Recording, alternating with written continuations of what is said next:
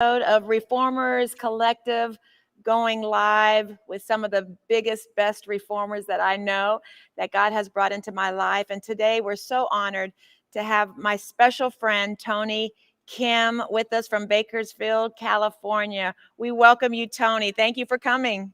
Becky, so good to see you. Can't wait to be with you next week. And thanks for having me on. This is going to be fun. I am so grateful that you have arranged your schedule to come and join us for Reformers Collective October 18th and 19th. And we're excited to have you. And the young adults are excited to have you as their speaker on Monday night. So thank you for coming. Of course. Thanks for the invitation. I'm excited to be with y'all. And, we connected early in the year, just felt a real connection, especially as, it was really last minute as we were departing that we were talking about Reformation. And all of a sudden there's just that synergy that happened last moment. And so glad that we've been staying connected since. So thanks, Becky. Thanks for your leadership, for your mother's heart. You're such an encourager to our generation. And so I just want to honor you and thank you. Wow. Thank you, Tony. And so for those of you who don't know how this happens, you just kind of go out there and you begin conversations with people. So Elizabeth Timefuk, a friend, said, "You're a reformer." So I began to call myself a reformer, and I began to just say, what does a reformer look like? What does a reformer do? I went to a conference in Southern California and met so many people for the very first time. And one of them was Tony Kim. I sat across from the table at dinner, and you began to tell me that you've been doing this reformers thing and studying it and talking about it and teaching on it and preaching on it for years now. And I'm like, oh my gosh, teach me, train me. So you've been mentoring me, and we've been talking, and you've been sharing some of the things that you have learned over the years. But why don't you just share, Tony, first of all, who you are, where you're from, what you're doing with your life, and how you stepped into this reformers title? Yeah, well, first of all, I am a husband of one wife, which is a good thing, right, Becky? Yeah, that's a good thing. My wife, Jessica, and I, we've been married for 22 years. And we have 3 children. One not so much of a child anymore, but Eliana, she's 21. She's a professional ballerina, and she's a reformer. She has a number of businesses, and she does coaching and everything. And my son's 17. He's a master of video games, typical young man, right? And our youngest, Kayla, she's 15. She's an artist, learned how to draw during COVID, and just has really excelled, signed a couple contracts in terms of illustrating. And so the Lord's really just blessed us in that way. We all love Jesus together. My wife and I, we are the senior pastors of a church called Renaissance here in Bakersfield. We planted that almost 12 years ago. We started a network with this whole Reformation mindset and activity about 5 years ago called Aurora Collective. And it stands for Renaissance of Arising Reformers. So good. I love that. I knew it was ROAR, but I didn't know what it stood for. So that's even better. Yeah. In fact, I had that name came through an encounter I had while I was in Texas. And so in a dream. And so that's a Renaissance of Arising Reformers. Yeah. So good. So good. And so Renaissance just means rebirth, right? The French word there. And then we have Aurora Academy, which is really a mandate that the Lord spoke to me when I was in a closed nation working with the underground church. And he said, "Tony, can you believe to raise up 2 million reformers across the earth?" And I wrestled with God through that. And from there, we started just Aurora Academy, which is a 2-year program to raise up reformers to make social, spiritual, tangible change in the different worlds that God's put us into. And on my spare time, I'm also the executive director under Apostle Cheon for Harvest International Ministry. And so we're having a lot of fun. So good. You're so busy. But in your spare time, I see you with a golf club every once in a while. Every once in a while, you found your way out there. Absolutely. That's important. I'm a workaholic. My wife says I have a AAA type personality. And, and one of the things, reformers, we need to learn to have fun. Yeah. because the subjects were in. So, but my wife really got me into, we took our first family vacation 18 years, 3 years ago, and I never realized how much we needed it. And so then during COVID, I picked up golf. I call it prayer walking. You know, Taking the it land everywhere eases your my guilt. footsteps.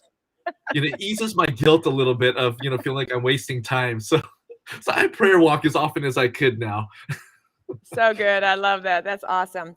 So this thing, reformers, I just had a conversation last night with my mother-in-law. She's asking me, what does that mean? And what are you going to do? And after this conference is over, what's going to happen? And I get kind of frustrated in the fact that I don't know. I don't know what exactly it Yeah. is or what we're going to do. All I know is the definition that the Lord gave me was um, receiving godly solutions to earthly problems, or how to find God's wisdom and solutions to your community's problems. And you've been doing that for years. So tell me how your journey with the reformers came about. And I mean, you're a pastor, you're in ministry. How did you get outside the walls and how did it begin? Tell me a little bit about your journey and your story with reformers. Sure.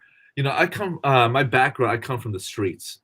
I was in gangs, drugs, and all these things. And when the Lord called me, when I met Jesus, obviously everything changed. But in that, I never wanted to be in full-time vocational ministry. Nothing wrong with it, but just for me, if I could be honest, I get bored with Christians, and I should say certain types, I love um, that. I love it. Yes. and I love to stay connected to the world around me. So I've always had this heart for justice, and I think our generation, really within our DNA, God planted justice in us. And so for me, I asked the Lord when I encountered Him. It was a face-to-face encounter with God, and I said, if you'll. He was calling me, and I just said, please don't let me be a pastor of a church with 10,000 members on a corner with a big building. I said, would you use me to change the world? Wow. And the rest is history there. But through that, it really this whole Reformation thing really came to the forefront 20 years ago, where when I came to Bakersfield with my wife from Pasadena to Bakersfield, I saw the level of poverty, and I grew up in poverty. I grew up dumpster diving for food for 6 years with my family, in the Bay Area. And so I've been, just in that world, so I just have a deep compassion and empathy for people without.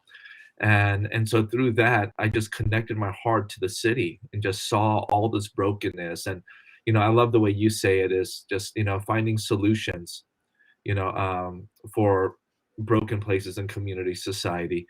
And so what I did was I called the mayor. 3 months into living in Baker, I called the mayor and I just said, Mayor, I need to talk to you. I represent the church in Bakersfield. I want to share my heart with you. And obviously it's the receptionist, right? The gatekeeper. She said, you have 10 minutes to speak to him. So I thought, I'm going to maximize my 10 minutes. I had no clue on what I was doing, Becky. I love it. just wanted to touch our city and do something. I couldn't just sit back watching what was happening and not engage. That's one of my And mottos that I say all the time in every message, just do something. So that's right. this is what you did. You met with the mayor and you just asked him a question. That's right. And I asked him one question. I said, Mayor, how can we serve you as a church? And he said, it's interesting. I've never been asked that question before. And he said, well, you know what? You need to meet with Dr. So-and-so, and she was a director of Department of Human Services at the time. And I said, okay. But then meanwhile, I met a couple other people who had the same heart for the city. And I was a young kid back then. I was 24 years old, entering into this. And from that, this group of three of us went on this journey and met with the director of human services. And she said there's 35 or 25,000 cases of single moms on welfare, recovering from substance abuse with felony records with children that need to be reunited. I mean, that's every challenge stacked up against you. They had statistics on this. Absolutely. Yeah. And I'm a statistics guy. When it comes to Reformation, you need to be able to, show the proof of tangible change. of what we're going after. And so when they said that, they said, "Can you help these families?" We said yes, and we went back panicking because we had no answer. We just said yes. Every time God opens a door, my answer is yes. And God, if you don't come through, we're gonna look like complete idiots, you So know. good. I love it. I love it. Always And yes. Always say yes. it's always yes. I don't even pray about it. They're like, "Can you help?" Yes, and go back and do panicking prayer. Do the That's shoulda good. bought a Honda, coulda bought a condo, and just Come on, God. whatever. If you don't come through, I am That's screwed. right. And we felt like he gave us a plan of creating this mentoring program, and it was called Family to Family. And we did a pilot program. They gave us $10,000 and 10 of the worst families in their caseload out of the 25,000. By the end of that year, we had 86% success based upon the indicators, outcomes, goals, and objectives that we set out from the program with evaluation. Wow. And so based upon, they said, "What can you do with 100,000? We could serve 100 families." And and the success was just incredible. And they said, "How are you doing this?" And we really said, you really don't want to know how we're doing this." And what we did was, at that point, we partnered with 111 churches in our county. We asked for one champion of justice, champion of compassion. And we said, we will train this one person, and we're going to help the churches grow. We're going to help the church get outside the four walls of the church. And by the way, I love the four walls of the church. So I'm not one of these guys that says, God's done with the four walls of the church. There's incredible things that happen inside the four walls of the church. Right. Family happens, revival is happening in the four walls. But yet, Right. at the same time, there's the other side of the coin that we do need to get out. And so 111 senior pastors said yes. And That's a we started, miracle right there, Tony. That's like a miracle. I've never heard of that happening in any that city or county. that is a miracle. It really is. And the Lord just given us incredible favor. And that's one of the things, that the favor that I carry is just relationship with leaders. And so my question is, how can I use the favor of my life to impact and transform my city or the world around me? And and so based upon that, we mobilized, we gathered, and then we partnered with 70 businesses in our county that said, these women who go through your program, these were the four major areas: was goal setting, healthy relationship building, career development, and parenting. And Wow. so we started building on these pillars. And the career development program, the businesses said, okay, if participants that go through your program, we will put them at the top of the list to hire them. Not a guaranteed hire, but at least almost a guaranteed interview. And so we mobilized the businesses, economic development. And then we started working with mechanics, and we created a program of don't recycle, reuse. It was a car donation program that we said we want to give these cars to single moms who get jobs so they have a way of transportation. So then we partnered with local mechanics who said, we will fix your cars for free if you pay for the parts. So then we started getting donations of cars from the community, and then started giving out to single moms who were getting jobs. And then we had a recovery program. So we had a number of different elements there. And they just started continuing to give us money. They said 100,000, 250, 500,000, 750. And at that point, we got national attention. And I was called to the White House to do a presentation with the faith-based office, with the director of HHS, DOL, DOJ, DOE, and all these other departments. And and I was so intimidated because I was never, have you ever been in a place, Becky? I don't know, I have, where I just look around the room and say, what in the world am I doing here? Like if they really find out who I am, they're going to kick me out. Exactly. If they only knew, and Yeah. and people started asking me, where'd you get your master's from? Where'd you get your doctorate from?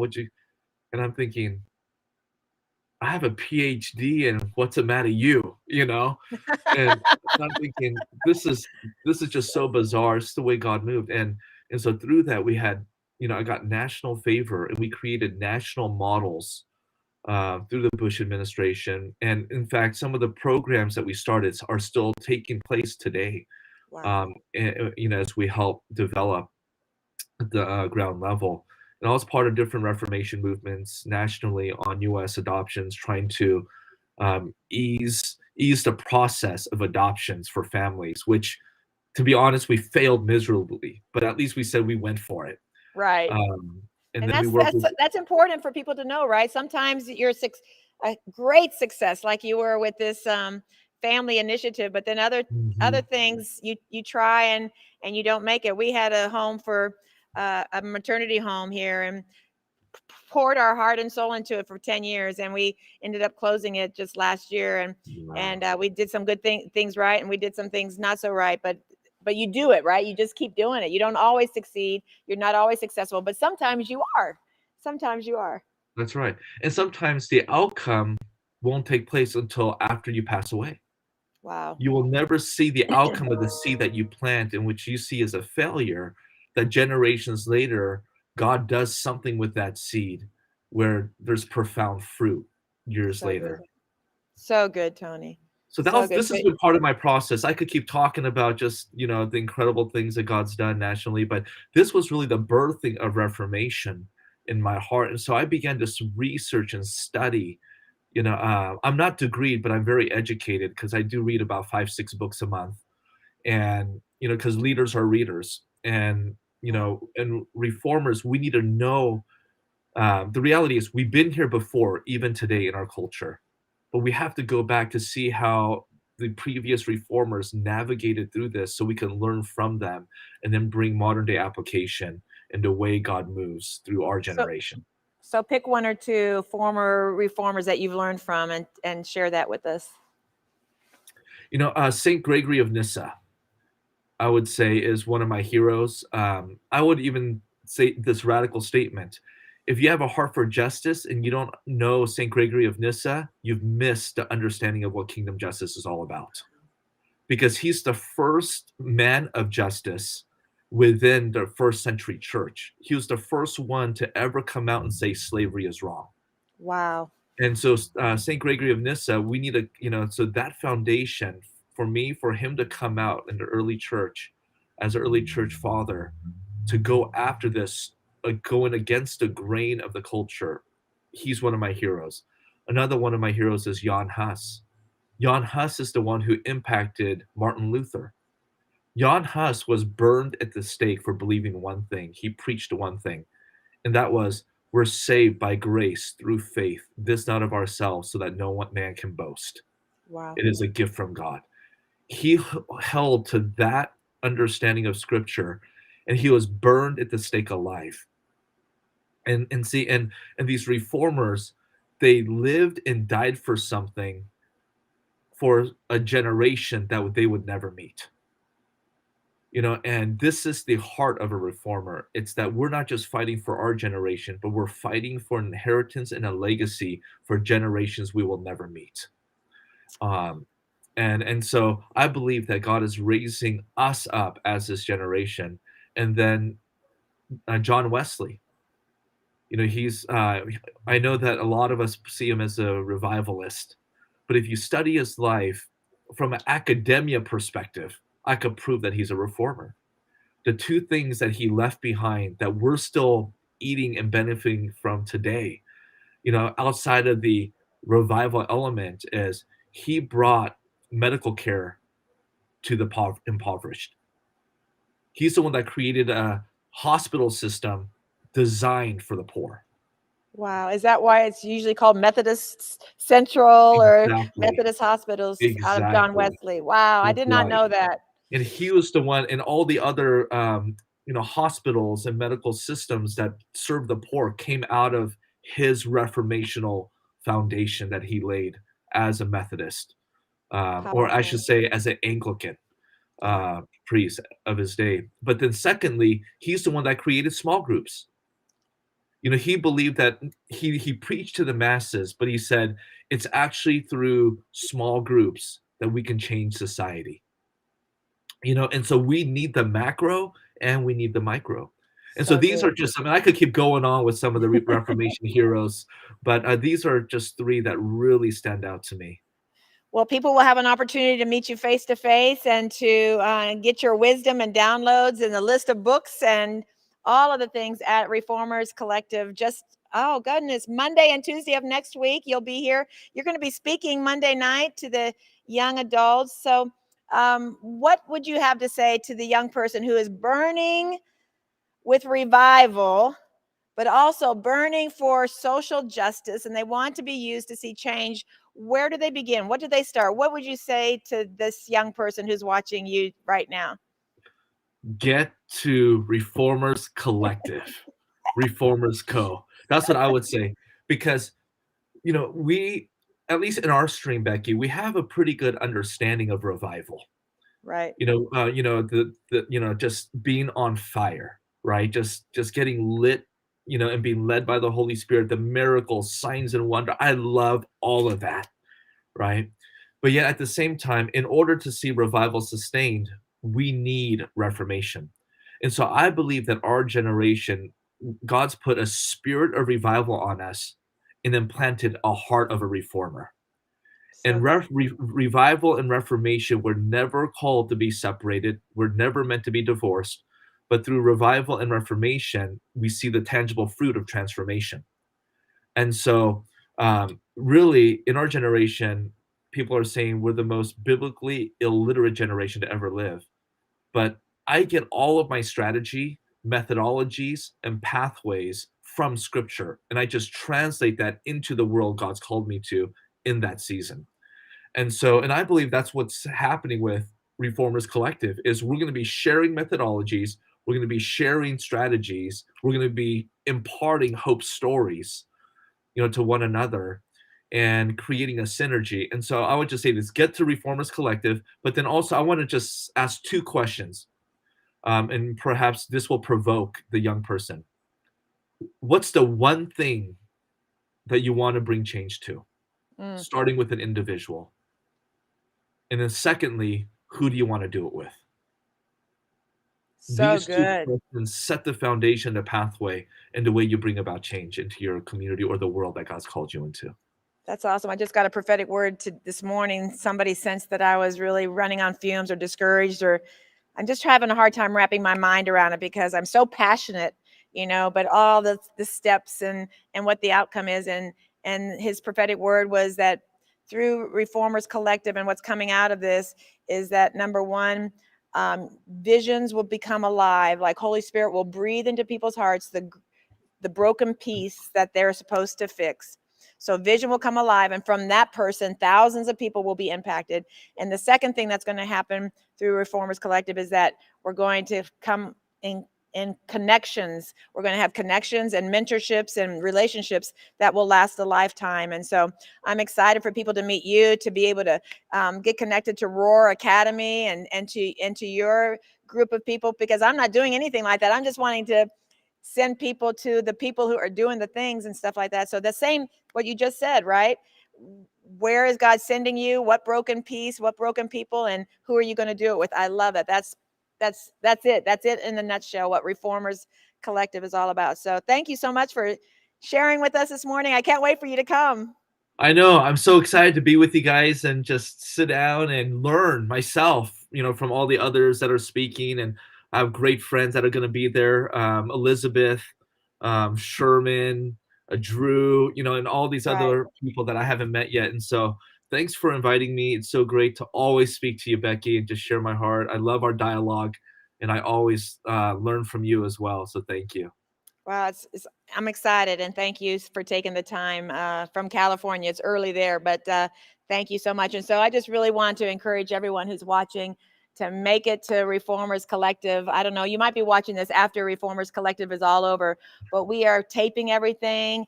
We're going to be continuing relationships, monthly prayer meetings in the city of Dallas, and forming small groups around the interests, a small group for people who care about the family and foster care, a small group around people who want to see criminal justice reform, and on and on. So stay connected. Go to reformersco.com. All the information is there, a way for you to stay in touch with us. And again, come and meet my good friend, Tony Kim. You're not going to want to miss it. So God bless you guys, and thank you so much. Thanks again, Tony. I appreciate you. Thank you, Becky. We look forward to seeing everyone there. All right. Bye-bye.